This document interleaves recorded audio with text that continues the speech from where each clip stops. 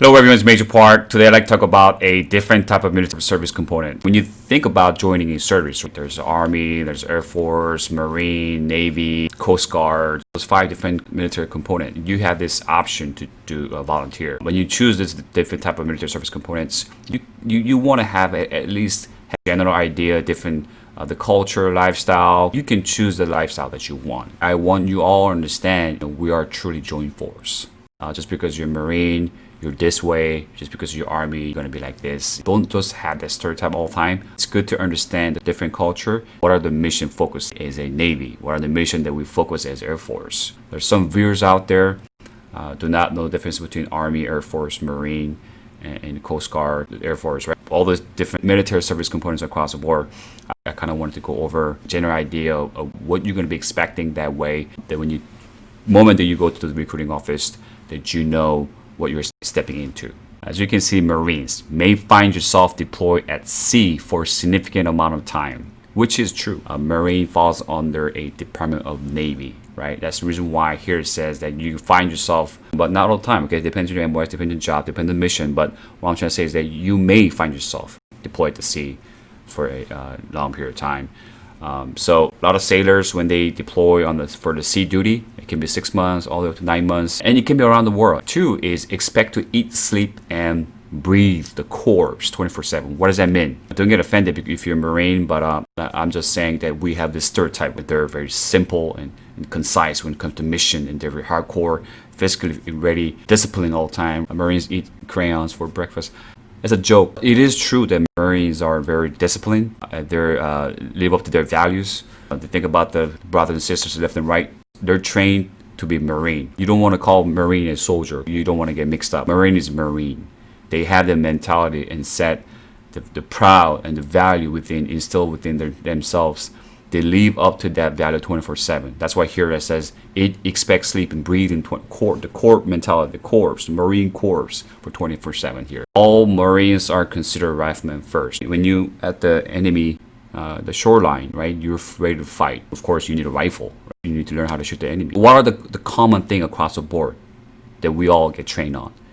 It's on the weapon system. Military across the board, we need to know how to fight the enemy in close combat, or even long distance.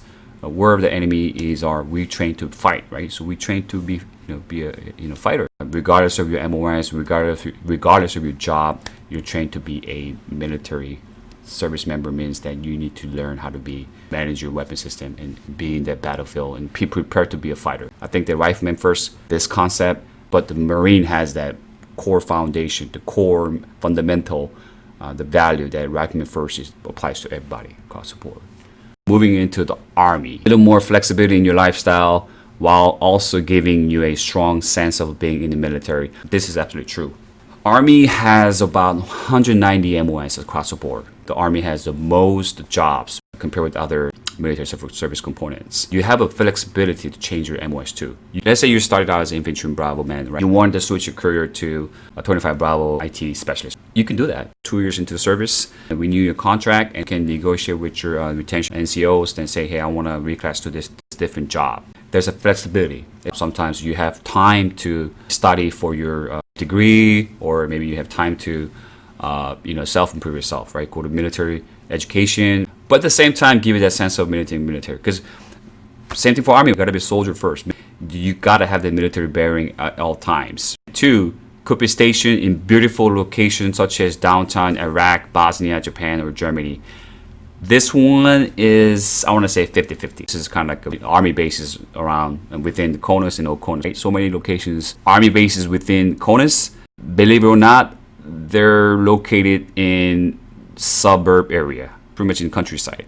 Don't expect that you're going to be in downtown area. So if you look at New York State, there's a Fort Drum, but that's in suburb countryside area.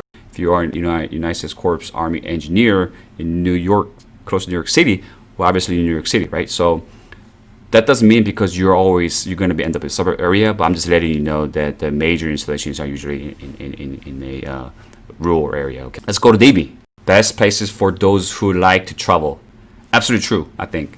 But that kind of goes to other military service component as well. But the reason I think here for Navy is because, especially if you like the island lifestyle, you live close to the beach area and a nice weather environment, you should go for it. Expect to spend a significant amount of time each year at sea. You got to take consideration. Navy sailors, they deploy for 6 months to 9 months out in the sea. I'm not saying that's all the time, but that's part of the mission, the part of the operation that you're going to be involved. You have to spend significant time on the sea. It's not as rigid as Marines and Army, but still has many dips set. Meaning, because Army and Marine, we have a higher standard when it comes to physical fitness because we're training for a ground combat, right? Close combat with the enemy. That's why that we gotta be very disciplined and gotta be, be physically fit to be in that combat environment. I think that's where the rigid comes here. But personally, when it comes to doctrine and policy, Navy is very rigid. They're very doctrine and policy driven, and they're rigid on that process. It depends on where you put the rigid definition, rigid where. But I think here they're talking about a more in a military lifestyle environment with toughness on the physical fitness part. I think that's where it's coming from here. And Coast Guard, their mission is in active law enforcement, rescue, and ocean safety, which is absolutely true. Mainly also focus on the shoreline and also on the island. They guard the point of entry of the United States territory and states. They might be interdicting drug seizures, coordinate with a lot of agencies and law enforcement to work together to do a joint operation, to whether it's a rescue mission, whether it's drug related, and only has 23 enlisted jobs to choose from and doesn't specialize as much as other services. Yeah, it's not much as like Army where they have 190 jobs you can choose. When you're IT specialist in the Army, you gonna be involved a lot of IT systems on a infrastructure in garrison environment, right? On a installation post. Coast Guard, right? You have opportunity to touch the IT system that's on a ship and boat, but at the same time on a infrastructure and building as well. So you're exposed to different environment. You get to touch more different systems on a different environment. So even if it's the same job, whether it's an Army, Marine, or Navy, Air Force, or Coast Guard, maybe you want to be Coast Guard because you get the exposure of different environmental systems. You're not limiting to just one system that's on a postal installation. Those are some of the examples that you should think. Let's go to Air Force. The most like having a regular job. No offense to any Air Force members, they have a joke about Chair Force. They say Air Force Inc., like Corporation Inc., INC Inc. It's a stereotype, but somewhat true. One of my buddy in Air Force, he told me that, but he sees that other guys calling officers by first name, which will never happen in Army or Marine. Once again, it's not always true. That's my friend's, he was just telling about his story, how there's no military bearings and not too much discipline when it comes to mindset. You don't see anybody, officer coming into the room. You don't call attention. You don't say that a lot in Air Force. You feel like you're going to you work for a company.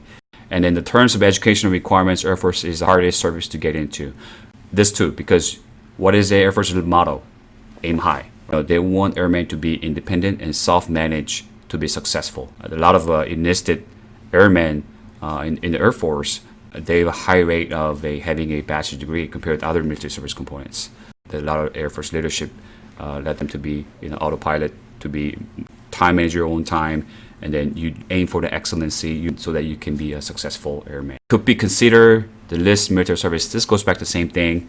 It's just a military bearing. If you want to have the who are like gun ho, it's kind of a little bit away from that environment, right? However, that's not always true. They do ground force mission too. Once again, this goes back to the general stereotype that we have for services, but it is somewhat true that you're going to be faced. Today, I'm focusing on different type of components as a closing. One is you want to join the service, right? Just think about what lifestyle you want, right? Where do they usually station around the world? What does their culture looks like? If you like to kind of maybe stay in the shoreline, maybe I want to be on the island, warmer places, you probably want to go for a Navy, a Marine, Coast Guard compared with the Army and Air Force.